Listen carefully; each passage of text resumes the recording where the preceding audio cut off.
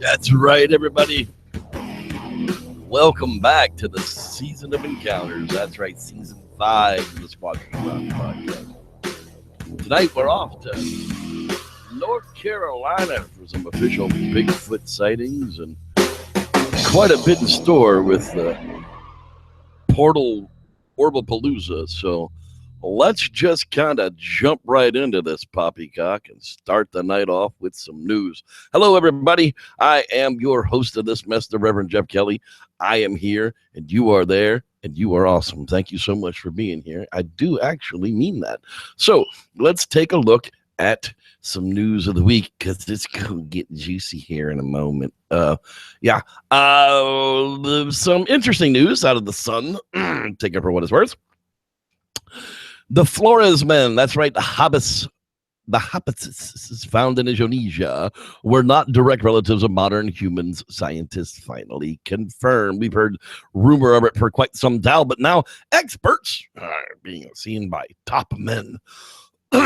Experts initially believed the Homo floresiensis or Flores men were just a shrunken variety of early humans, but a study by the Australian National University found that the race was most likely a different species altogether.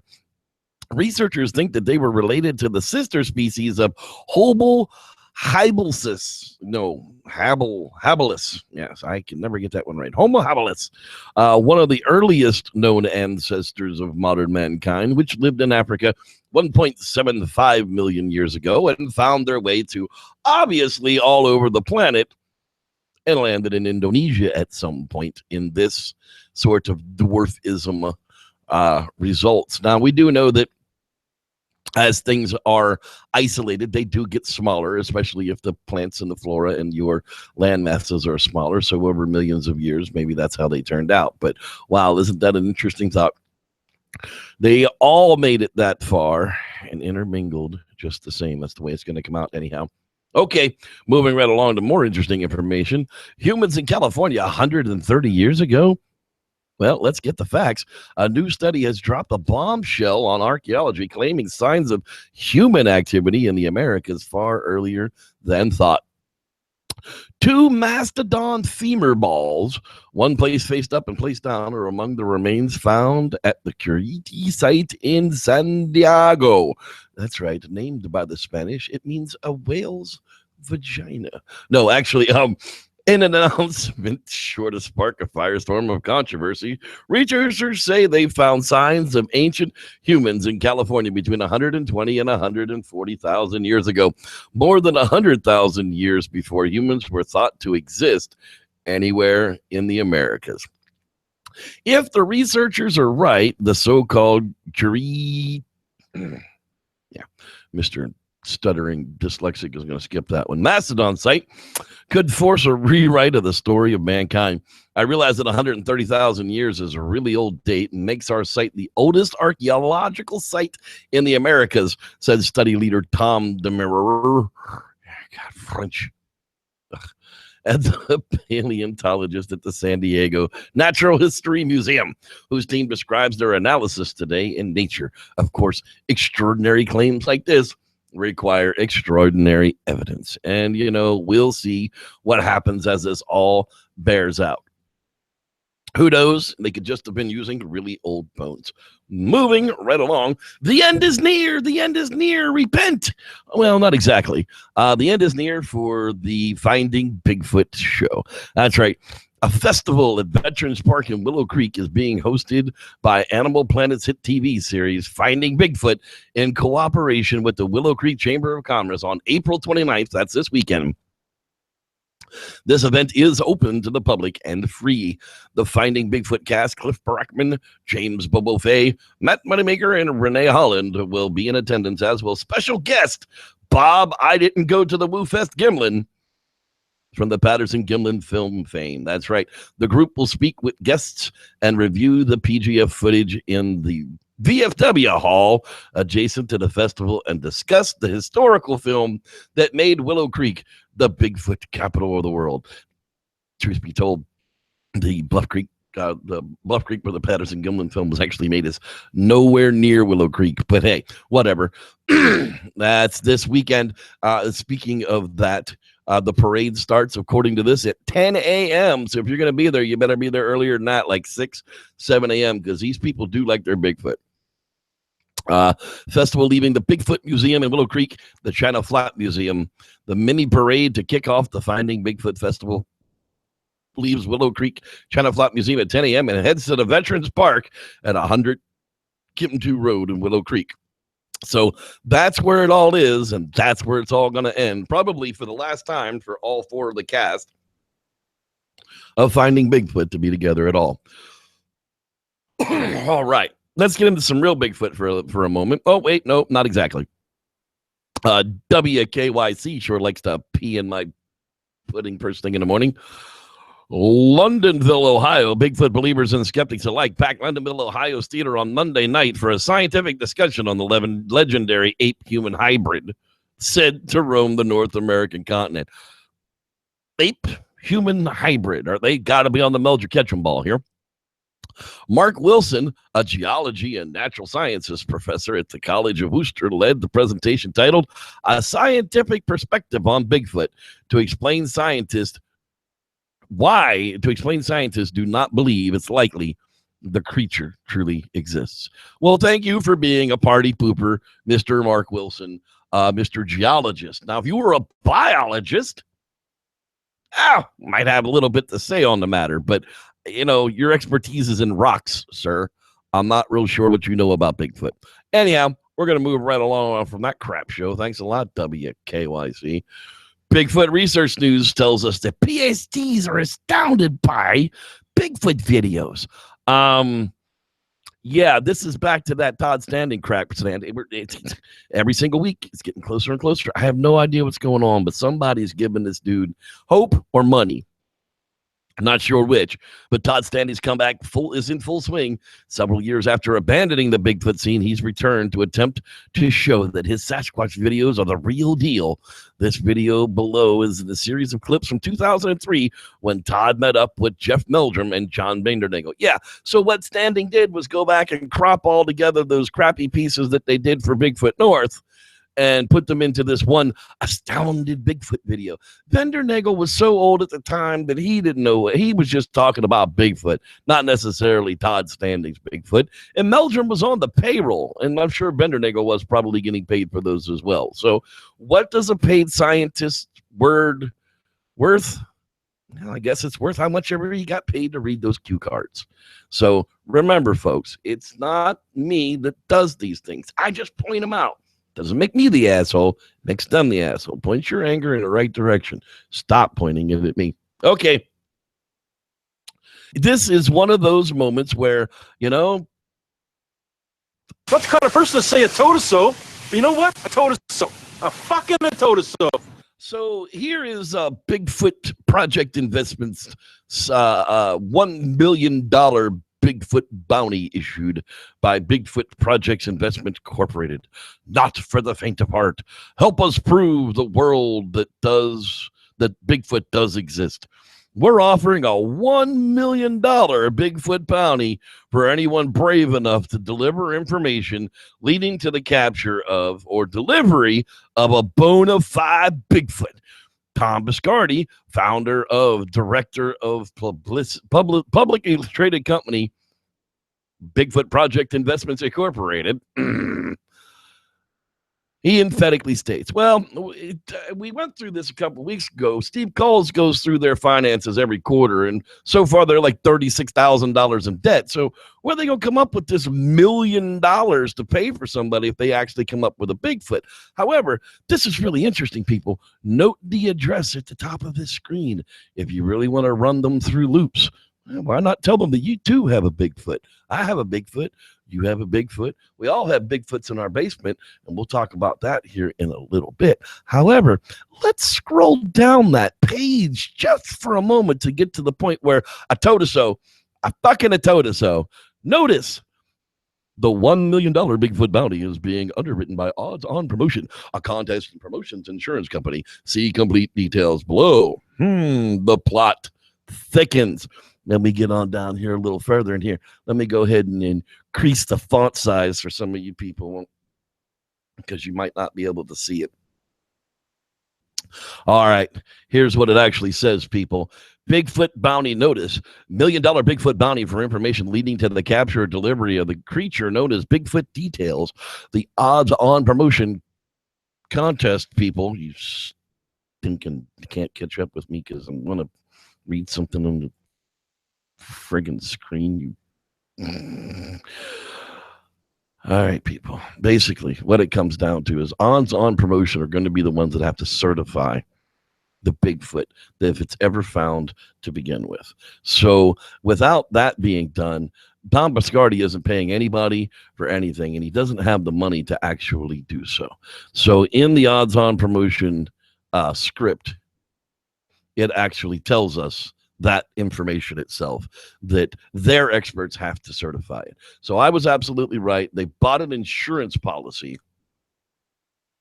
Let's see, maybe if we can get it, actually, the information out this time without. There we go. The $1 million Bigfoot bounty for information leading to the capture and delivery of the Bigfoot creature known as Bigfoot details. Odds on promotion contest company will pay out to one person $1 million for delivering said subject. Notice the phrasing here. Delivering said subject, Bigfoot, upon the verification guidelines set forth by Odds on Promotion, which aren't posted anywhere on this site. Odds on Promotion is a contest and promotion insurance company that provides fabulous prizes worth millions of dollars, even if there is a winner. If there is a winner, they pay for the prize. They provide prize insurance for anything. Their A+ rated underwriting means peace of mind when someone wins and it's time to write a check. They do. So, careful what you're saying out there, Biscardi. You're not just paying for information that leads to you capturing a Bigfoot. According to this information, they have to deliver a Bigfoot, and Odds on Promotion has to verify it. So there you go. It's like a hole-in-one contest. It's like a hole-in-one golf contest, people. This is what your used car salesmen use to bring people in. Come on down and check your number. You might have won $25,000 in our promo van.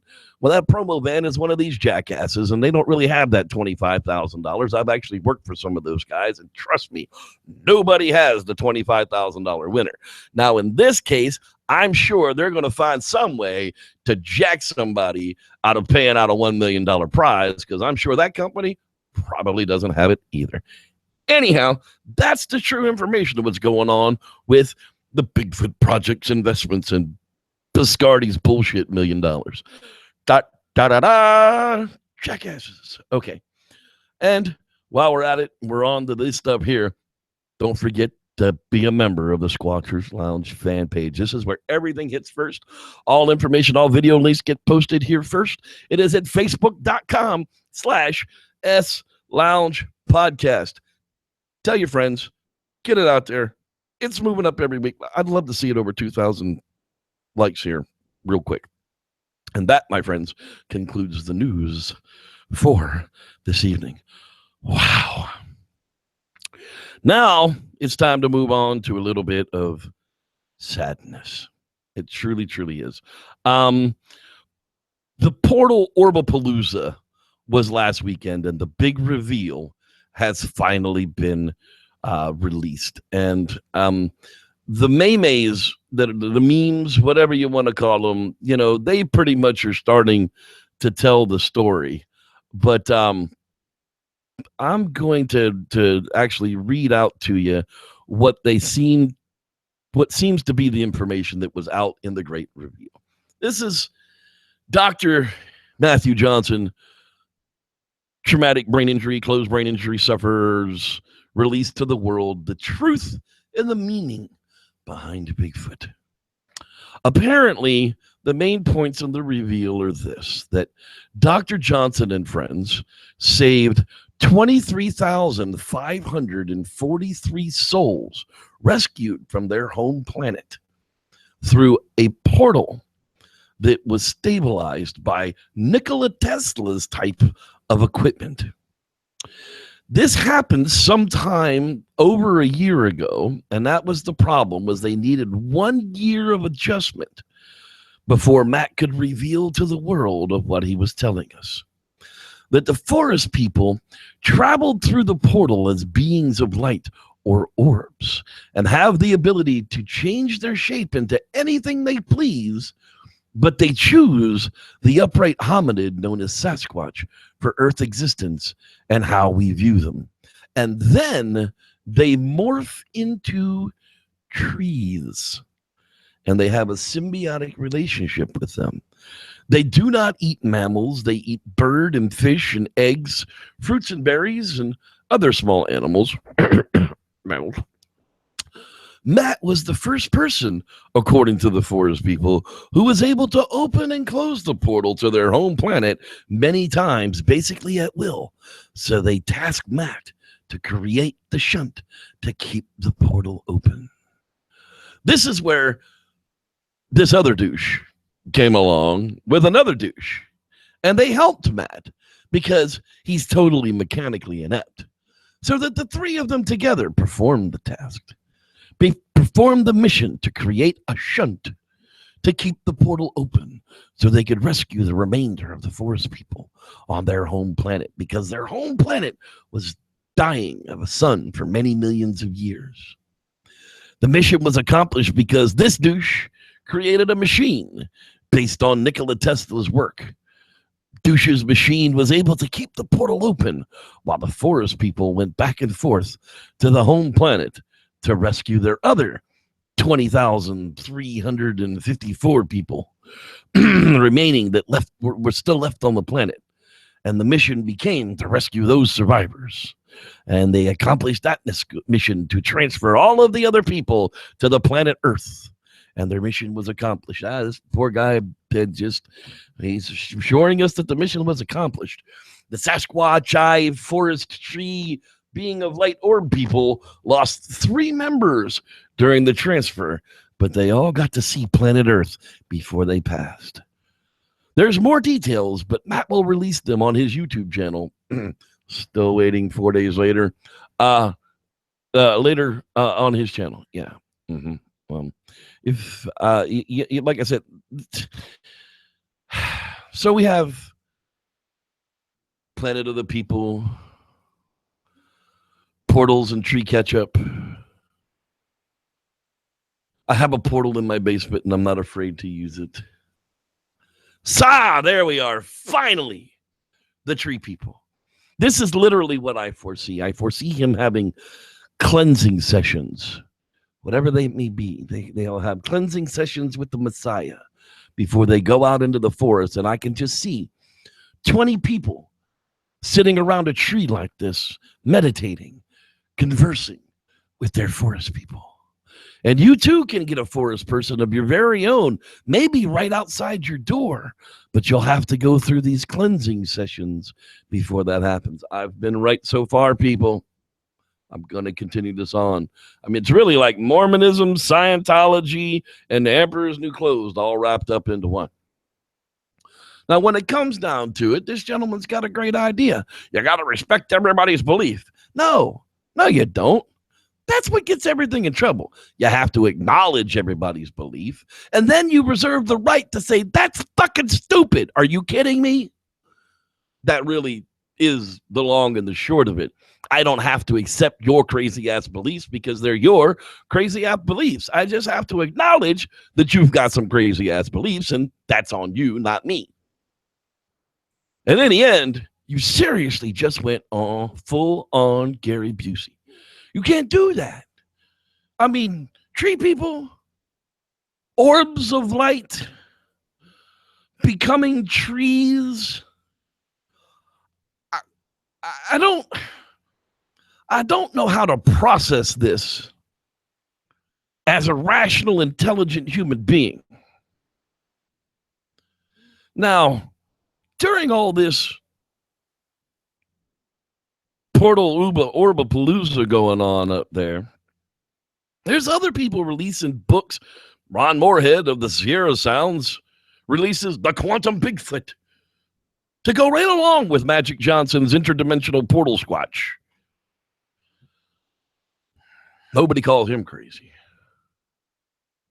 I don't get how some of these people get a pass, but the good doctor unfortunately did not. If you watched any of the footage that came from this, people were jumping ship like as soon as they got to the place and really kind of got wind of what was going to go on with the great reveal. Now, during some of the questioning that's been going on from people who were actually there at the portal Orba Palooa, they were asked if this device was presented, and apparently it was. Not only was it presented, it was turned on.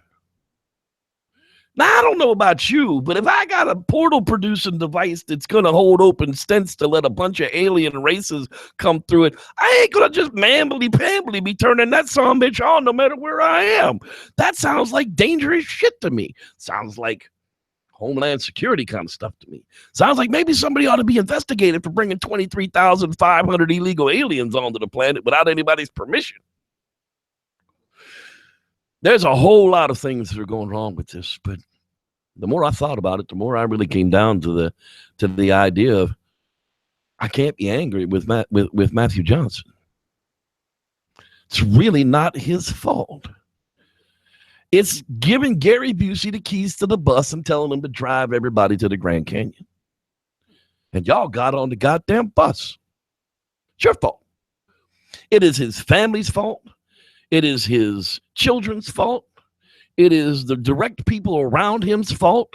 It is the counselors that he works with fault. Other people with professional credentials who stand around him and confirm his bullshit's fault. That's really whose fault this all comes down on is them, not him. Man's got a brain injury. Cognitive interruption.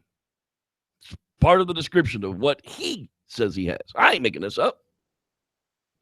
So please, for the love of God, no more. No more portal demon. Where were the portal guardians during all of this that we heard last time? I mean, even big names like Adam Davies, and I'm going to say his name out there, wanted to make light of all of this and make fun of it and, the tree squatch people and everything else. But yet 2 years ago, he was backing up the portal bullshit that goes on and still kind of sits to that foolishness. Now, like I said, why some of these people get a pass and other people don't, I'm not one to really do that. You can't be an asshole on one side, a butthead on the other, and then call somebody else a douche. It kind of doesn't work out too well for the people in the middle.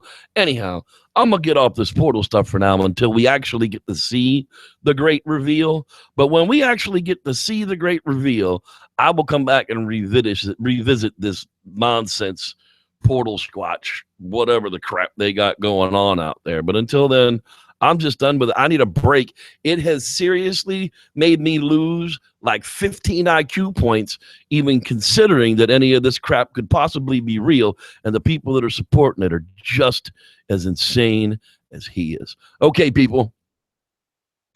Bigfoot Investigation Weekend 2017. That's right, Sierra City, California, August 24th to the 27th, 2017. That's right. If you can be in Sierra City on those dates by noon, cool. If not, come here to Sacramento and we'll bring you in from Sacramento or stage up in Reno and we'll call you in from there. But we're having a big old investigation weekend and it's open to the public. You don't have to be anybody special. You just got to be willing to go off the grid. There ain't no potties. There ain't no running water. This ain't that kind of rodeo.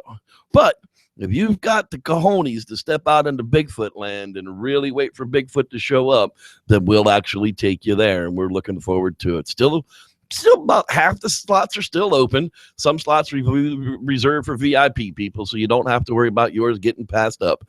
But Sierra City, California, August 24th to the 27th, it's going to be a weekend unlike you will ever have before or again, I'm pretty sure. Because they always are. I always remember them. Okay, people, now that we've got a little bit of that out of the way, I guess it's time to get our Quasi on with our Mr. Dean Cooper. It's May Day. And now, Quasi Theories from a Quasi Scientist with your host, Dean Cooper. May Day, May Day. Well, next Monday is May Day. Who else celebrates May Day? Well, socialists and communists, for starters. They commemorate what is known as the Haymarket Massacre or riot and or also a fair, which started out as a workers' parade protesting the killing of workers striking for an 8-hour workday by the Chicago police on May 3rd, 1886, the day before the riot. An anarchist threw a stick of dynamite at the police who were breaking up the protest, killing 7 officers. The remaining officers then opened fire on the protesters, killing 4 and wounding dozens more. But that's not what this Quasi is about. This Quasi is about a pole with a knob on the end, the maypole. It is about young maidens dancing in circles around the pole, festooning it with ribbons, starting with a knob at the top of the erect pole and ending at the bottom. It is about the Greek goddess Chloris, after whom chlorophyll is named, and her Roman equivalent, Flora, after whom flowers are named. She is the goddess of flowers in spring, and her festival ran from April 28th to May 3rd, and was called the Floralia. The Floralia was celebrated with, to quote Wikipedia, 5 days of farces and mimes were acted, ithyphallic, including nudity when called for. Ithyphallic, now there's a word for you. Ithyphallic farces and mimes enacted with phallic symbols, that is to say, enacted with poles with knobs on the end. Later, in the year 870 of the Common Era, on May 1st, Pope Adrian II, in the common mode of Christian practice, scarfed up this joyful spring fertility festival from the pagans and canonized an otherwise obscure English missionary nun. Her name was Walpurga, and Adrian made May 1st her day. Saint Walpurga. Now, why does that sound familiar? Let's see, Saint Walpurga's Day must be preceded by Saint Walpurga's Eve, of course. Aha! Walpurgis Night, one of the major nights that witches worship Satan. It's also the Celtic Eve of Beltane. Beltane, one of the most holy days in the Druidic year. Anything pre-Christian had to be the devil's work, so holy it up by reworking it into a Christian holiday. But be sure to retain the pagan symbols, such as poles with knobs on the end. You may read the text of this on my blog at bydean.com. That's BHAIDIN.com. Yeah, that's it. Dean's always good for a knobby pole. We love you, buddy. God bless the Quasi series. All right. Well, now it is time for that camping tips for stupid time for Mr. Jevin Moore from Gone Camping. I know it's in here somewhere. There, sure enough, it is. And here we go. Camping tips for stupids. Tip number 37. You're in the great outdoors, thirsty as hell, but your canteen popped a hole and all your water leaked out. You need a new water container, and you need it now. So what can you do? Condoms. That's right. They ain't just for sinning. Get one of those and wham, instant water canteen. Just be sure to wash it out first. Otherwise, you're going to be tasting flavors girls and bottoms only know about.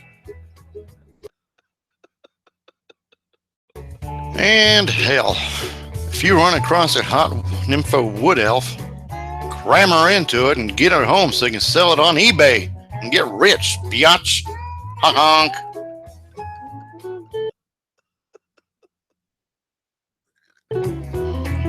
This has been Camping Tips for Stupids. Remember to spay and neuter your idiot population.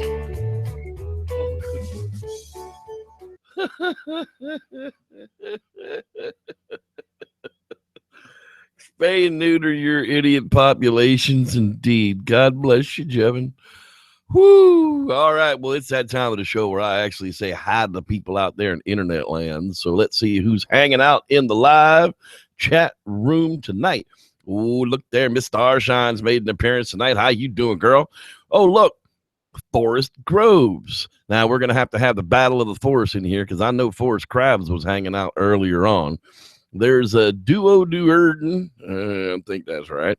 There's Jason Gerd. How you doing? He's back. Now, batting third, playing center field, Mr. Kurt Harris. Hey, there's Mr. Lance Windsor. He's in the house as well. Dean Cooper, our quasi theorist, is showing up there. There's Buck. Nah, the Bigfoot guy. Sorry about your pup, man. That was horrible stuff. I really hope you heal from that soon, buddy, and find you another one. Royal Cream Rocks, she's hanging out with us tonight as well. There's a Red Hat. Are you a Lennox dude? I don't know. I was once upon a time. Let's see here. There's a Sam Squanch Rivera. Yeah, he's hanging out with us as well. Rod Dupree is always in the place to be. And there's Drummer Forever 69. Gary's dodging the friggin' tornadoes out there while he's trucking your stuff from one end of the country to the other each week. So watch out for that guy. Let's see who else is floating around out here in internet land tonight. I know I saw some other names that I didn't recognize. There's the Jonathan Doty. Pretty sure that's a Doty, like a dough ball. Yeah, I'm pretty sure that's how you pronounce that. Let's see who else was out there. Levi Erickson. How you doing, man? Levi has something that reminds me of Levi. I had to get him at school with Levi. I think I punched him in the mouth once. Not sure. Let's see here. Who else is floating around?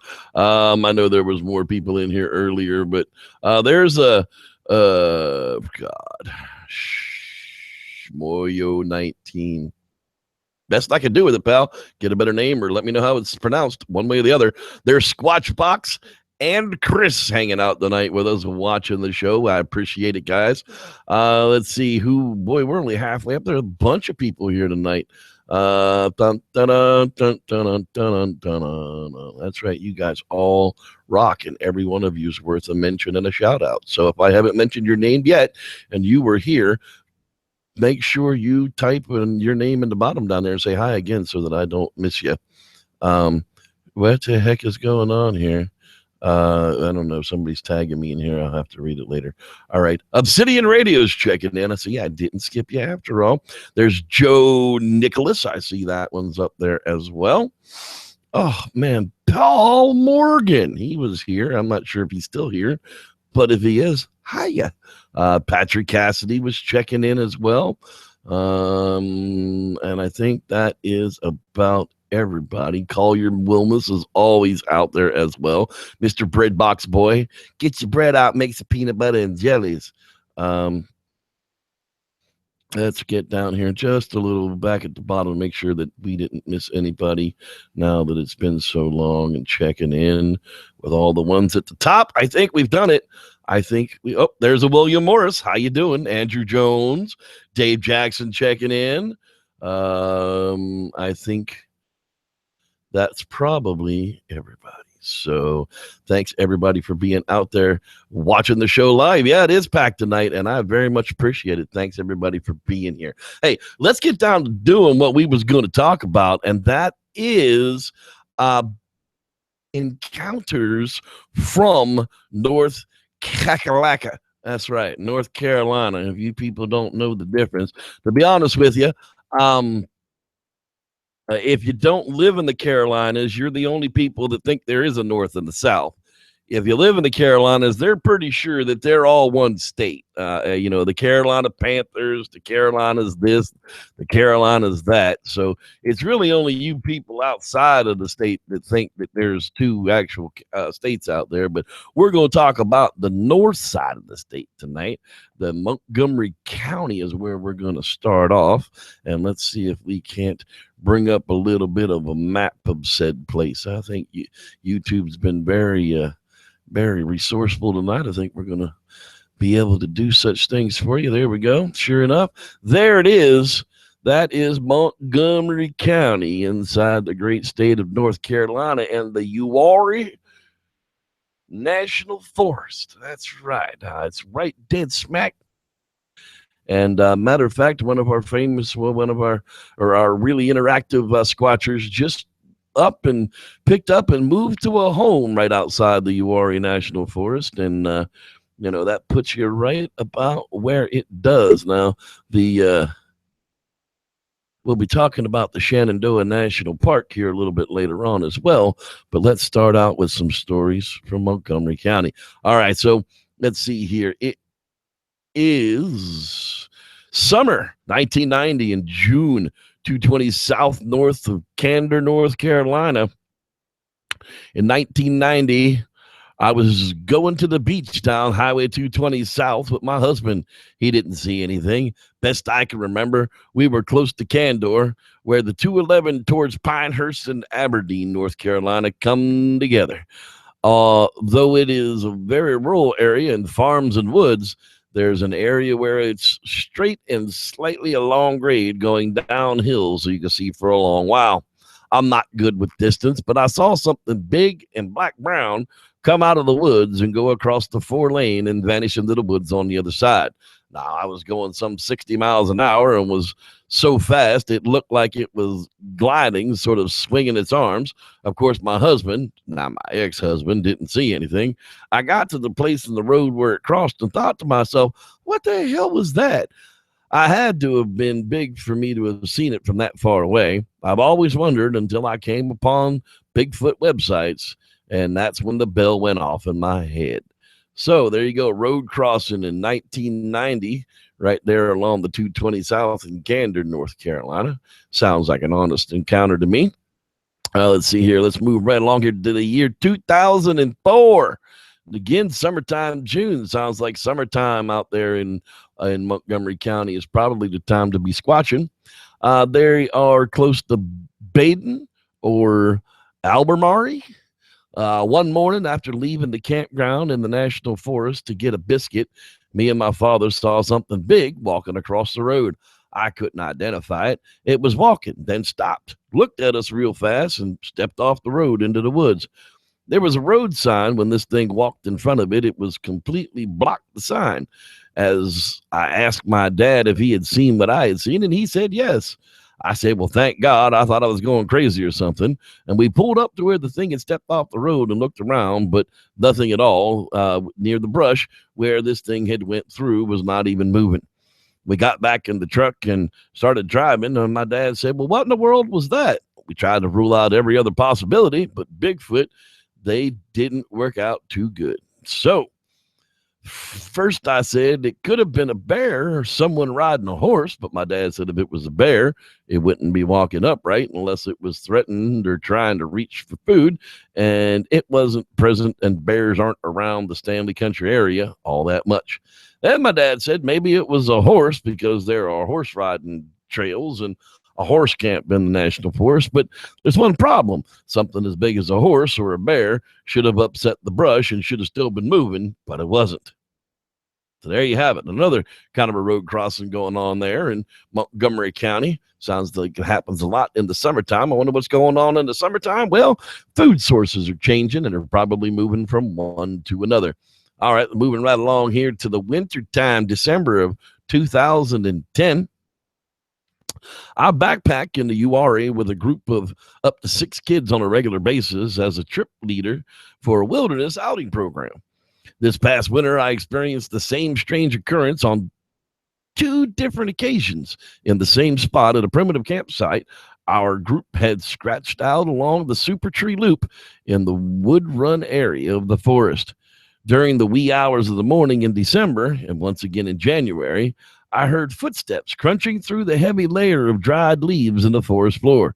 This person was bushwhacking and not walking along the trail. It also came from the direction of the deep woods just behind my tent and not anywhere near the main trail. Both times it crossed over the trail and continued on bushwhacking through the woods in an easterly direction. I have to admit I was a little nervous about even moving around in my tent because I didn't want to attract attention.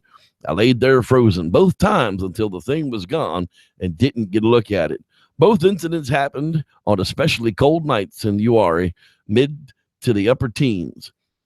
Hunting season was long over as well. Whatever it did not use a flashlight, and I walked through the dense woods of this area smoothly without missing a step. The last thing I would expect to see was a person out there in that weather at that time of the night with no flashlight. On another occasion in January, my co-leader had the exact same experience. He never looked to see what it was either. Isn't that something? You know, you go out there and you know, these people weren't Bigfooting, but a lot of times they are. When you go out Bigfooting shows up, shit, nobody wants to get out the tent and really see him. You know, what do I say? Courage is doing the right thing in the face of fear. Bravery is doing the stupidest shit you can imagine in the face of fear. Yeah, that's what it's got to be. You got to be brave to see a Bigfoot. All right, moving right along here for the last one coming out of Montgomery County tonight. The year is 2014. In the fall of the year, of the month of November, location was where the Dutchman and Uwharrie recreational trails cross. Take the north section and the first campsite at the creek to the right on the bottom of the hill. Wow, they're real specific about where this one was. Nearest road was 24/27, and the nearest town was Troy. I was camping with a friend in the Uwharrie National Forest, and we camped by the first creek bottom of the north section of the Dutchman's Trail. We turned into our hammocks about 7:30 p.m., and soon everything started. I heard a lot of moving about on the other side of the nearly dry creek bed around 8 p.m. The movement was a large animal by the sound of the larger branches breaking. The animal came across the creek near a spot we had been using as our latrine. I turned on my headlamp and yelled out, "Go on," thinking a bear or something. The movement stopped, but then started closer to the camp. So I yelled out again. Then I got a bit scared when two rocks were smashed together. Bang, bang, a pause, and then bang, bang again. This freaked me out a bit, so I yelled again. Then above me on the hillside, I heard something being thrown through the woods and landing further down the small valley we were in. Then the daybirds started chirping in an arc across the hillside. Not long after, an owl started hooting quite far away. Dogs started barking all over the forest, and the owl stopped. Then I heard a wail deeper in the woods, and it seemed like after the wail, the woods went back to normal. I spent a lot of time in the woods, but this chain of events that went on from 8 p.m. till around 12 a.m. has unnerved me a bit. I knew of these creatures, but half believed in them, but I've had enough experiences that's changed how I feel about the woods at night. Yeah, that's one of the reasons that I actually use a hammock setup is so that I can peek out and see. I don't have to get up and out of my sleeping bag and look out of some kind of a tent hole or anything. I can just pull my little hammock down and, oh, damn it, Bigfoot's here. I got to go. All right, let's move on to another county that has some predominant official Bigfoot sightings from Onslow County, North Carolina. Let's see if we can't move our map selection so we can get an eyeball at that one for you too. All right, Onslow County, North Carolina, here we come. Dun, dun, dun, dun, dun, dun, dun. Over there by Jacksonville. And the reason I picked this one up was because there's a lot of stories from Marines coming out of Camp Lejeune, and the Hoffman Forest is right here. So I figured, you know, that lends a little more credibility when there's a Marine willing to actually make a report on something. You might want to pay attention to it just a little bit. So let's see here. First one comes up in 1987. That's right, the summer of fun. Cars were cool, clothes were shitty, but boy, it was summertime, so it didn't really matter. All right. Just on the edge of Onslow County, North Carolina, about 25 miles from Hampstead, about 15 miles off of the US 421 on Highway 51. That's right. Oh, so I've never told this story to anyone because I didn't want to hear the jokes, but it was in mid-July 1987. Toward the beach in my sports car, top down, music blasting. It was around 8:45 p.m., so it was still light, sort of dusk or dark. I had my headlights on, cruising about 60 miles an hour, and when I rounded a corner, there on the road stood this large, hairy thing. Well, I slammed on the brakes and swerved around it, but I must have glanced it because it bounced over the passenger side of my car. Well, I slid the car around and stopped where my headlights were about halfway on the thing. It got up and started to come at me. I was about 25 feet away from the thing, and the smell was horrible. It hung in the air like a wet blanket. It was about 7 to 7.5 feet tall, reddish brown, matted looking hair. Its face was hairless and looked ticked. I put the car in reverse, backed up, and threw the car in drive and took off. As I was spinning around, I looked in the rearview mirror, and it was right on my car's rear end. I heard a loud bang about the time my car caught traction and took off. I left the creature running down the road after me. I've never been so scared in all my life. After I got to my destination, I checked my car. The passenger rear quarter panel was dented with hair on it, and my rear spoil was shattered where he had hit the rear of my car. I told my friends and family and police insurance that I had hit a stray cow, but it took weeks to get that smell off the outside of my car, and the inside still had it. It was an undersmell, like sewage and something else.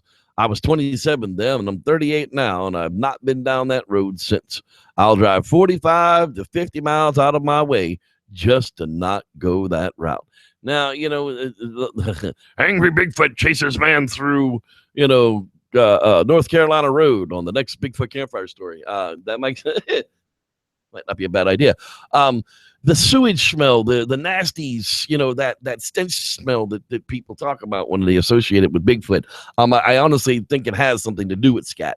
I'm not necessarily sure that it's all scat. It might be a gland, but I think when a Bigfoot is severely angry, injured, or in shock, it'll shit itself like a deer when you get hit by a car. So quite interesting. I don't know why he wouldn't have submitted some of that for testing. That's what kind of leans a little bit off of it. But hey, let's move right along here. 1999, gonna party in, I guess, 1999. That's right. I don't remember the words to it right now because I've got other shit in my head.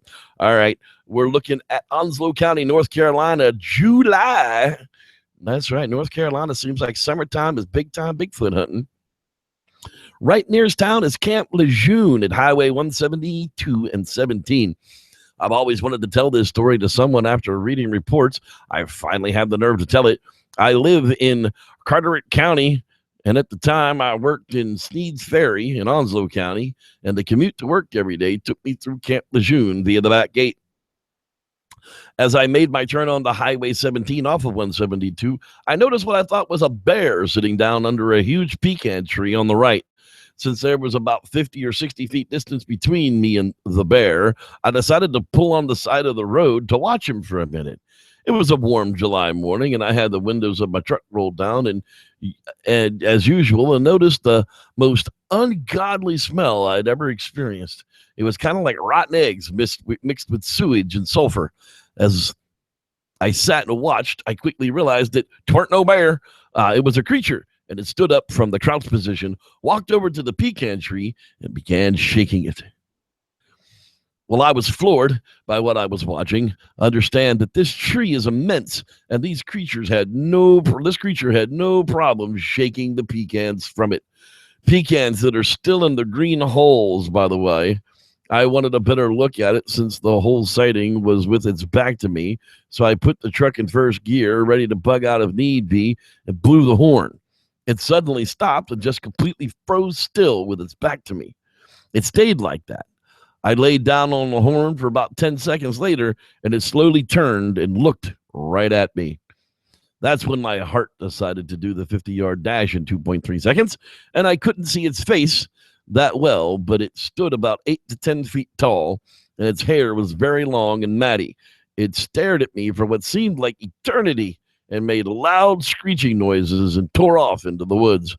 The sprint from the tree to the woods was about 30 yards or so, and it took him no time to reach the woods. I'm talking split seconds. Yeah, that's, I've had a tree shaking incident. I don't like them. They're scary. All right, let's wrap this up with the official Bigfoot sightings here in Onslow County, North Carolina. We're wrapping it up with the year 2010. Finally, in the fall, there's a report here in October. Again, near McGowan Road off of 24. This one is U.S. Marine has a possible encounter with his deer kill outside Jacksonville. I was deer hunting off of Highway 24 near Rhodestown, North Carolina, right outside of Jacksonville, North Carolina. I had been in my stand since about 3 that afternoon. It was close to dark, and I saw a deer walking along the edge of the clearing I was in. It kept looking into the woods like it was curious of something. The deer got closer, and I took the shot. When I did, it took off running, hit some brush, and fell down. I waited about 30 minutes, and it got dark. I got on my stand and went to get the deer. I got my things together and started dragging my deer to the truck, and that was about a quarter of a mile through a thick part of the woods I was hunting in. I was carrying my rifle, backpack, the deer, and a flashlight in my mouth so I could pull the deer by its leg and hold my rifle and backpack straps. After walking through the thick part of the woods, it was a straight shot to my truck. I dropped the deer's leg to get situated and get myself all together to continue my walk out. When I looked up with my light still in my mouth, I saw 2 eyes looking back at me. They looked wider than any animal I'd ever seen at night. I've been hunting all of my life. I've seen everything from a deer to a coyote to bear. These set of eyes were about my height, about 5'10". The trail was on a slightly went downhill, and it stared back at me long enough for me to put my rifle and backpack down. I had a 9mm Glock with me, and I pulled it out. I shot once into the ground next to me to get whatever it was out of the trail I was on. It did not move or flinch. It just simply looked to its left and looked back at me. I looked down to take a knee because I was getting worried. I got on my knee, I looked back up, and it walked off to its left into some of the thickest woods I've seen. I grabbed the deer and continued dragging it towards my truck. When I got to the spot where I thought I saw the eyes, I looked to both sides of the trail, and I could smell a musky, foul odor. And where it had walked off into the trail, tree limbs and trees were pushed over as if something huge had just barged through the thicket. I went on to my truck, cleaned the deer out there in the woods. Like another post on here that I had read, I felt that I was being watched the whole time while I was cleaning the deer. I left the rib cage and the spine of the deer I cleaned out there, along with the hide. And when I came back to the same spot, the spine had been drug off about 300 yards from where I left it. It was one of the strangest and creepiest nights I had ever had in the woods by myself. That's saying a lot coming from a Marine. I mean, it was a Sasquatch, never really laid eyes on it, but what else could it have been? The idea is to eliminate those easy things until you find an answer. And when all the easy things are eliminated and all you're left with is a hard answer, well, that hard answer may indeed actually be the answer that you are looking for. And that, my friends, is going to do it up for this edition of the Squatchers Lounge podcast. Now we're going to finish everything up with a Bigfoot campfire story. That's right. A bathing man sees a Bigfoot in the Shenandoah National Forest. I want to thank every single one of you guys for being out there tonight, and it keeps growing every single week. So tell your friends, hit the subscribe button, join the Facebook page. Make sure you hit that little bell if you haven't, because that'll actually give you the notifications when we do live shows, and we're going to have more live shows coming up, and brand new Bigfoot campfire stories are also on the way. So thanks everybody for being here. I am indeed your host of this mess, the Reverend Jeff Kelly, and may the Squatch be with you until next time.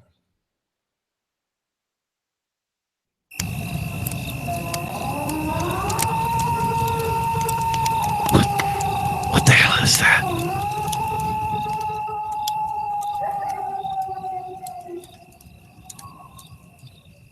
I don't know about you, but I'm pretty sure that was a Bigfoot.